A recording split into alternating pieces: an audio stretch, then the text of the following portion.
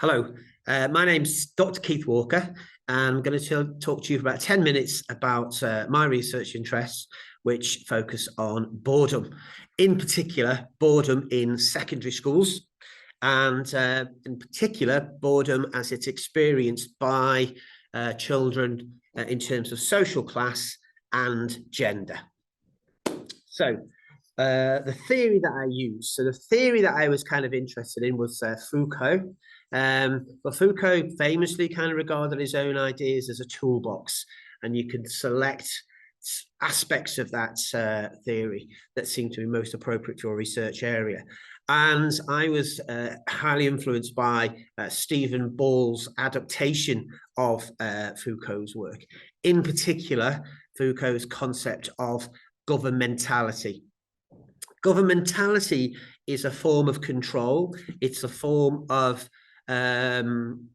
managing individuals rather than individuals having to be controlled by external forces. Governmentality teaches us that individuals take on board the ideas, the motivations, the belief systems, and the values of the governing body, of the governing elite. And so the individual requires no obvious external controls because he or she shares the mentality, the ideas, the mind of the governing elite, hence governmentality. It's a mentality where you're governed, but because you internalize them, we don't really notice. And Stephen Ball kind of used some of these ideas in his examination of the British education system from the beginning of the 2000 period. And I was very influenced by his ideas on the way in which governmentality was employed within British schools. In particular, I was interested in Stephen Ball's use of three concepts. One of them is marketization. Marketization is the way that the education has been turned into a business. So schools are now businesses and pupils are now consumers. So once upon a time, the business of school was education, but now education is itself a business. Second is the idea of managerialism. Managerialism is the way in which schools are directed and controlled in order to produce marketable products. Ostensibly, that means things like league tables and grades for students. So things that the managers can sell on the educational marketplace is marketization. Finally, and probably the most important, is a concept called performativity.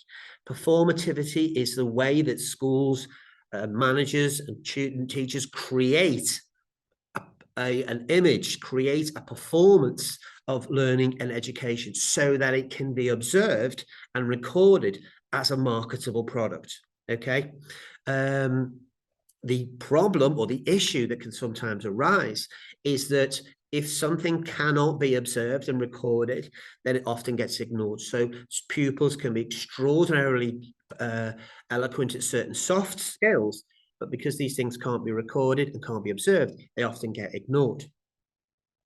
In terms of my research methods, I used a mixture of focus group research methods with very small groups of about 3 pupils.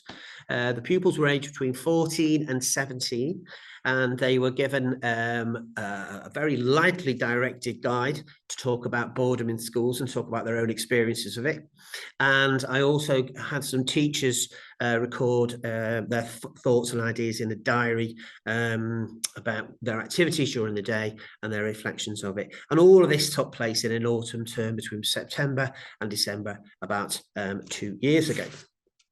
Okay, in terms of my findings, what I found is that one of the schools I looked at 3 research sites. One of the schools I found had showed a lot of evidence of marketization, of performativity, and of managerialism. And in that school, the pupils tended to report the highest levels of boredom. And so I kind of deduced that there might be some kind of link between a very performative education system and disengagement from pupils. I also found that there was a difference between social class and boredom, and that whereas both all children kind of reported boredom. For the children who came from lower income backgrounds, their boredom was much more problematic. And so they often use boredom as a reason to disengage from lessons or to justify disengagement from lessons. The more middle class children, although they experience boredom, often kind of viewed that as a price to pay, an acceptable price to pay, and it didn't really lead them to disengage. So there was a different experience of boredom according to class. Also with gender, I found that there was a surprising link to gender, in that the highest levels of boredom were reported by working class girls. Now, most of the literature talks about working class boys being bored, so I was quite surprised at that finding. But then the girls revealed that their boredom was often very invisible, and that the girls themselves would often respond to boredom by being very, very passive, by quietly disengaging from classrooms, by doodling, by staring out the window, by looking and pretending to work, but essentially causing no challenge or problem to the teachers. And so teachers that are trained to deal with the very ostentatious, noisy, naughty boys were missing, and probably a lot of sociology and psychology has missed a lot of working class female boredom, because it's very passive and very quiet.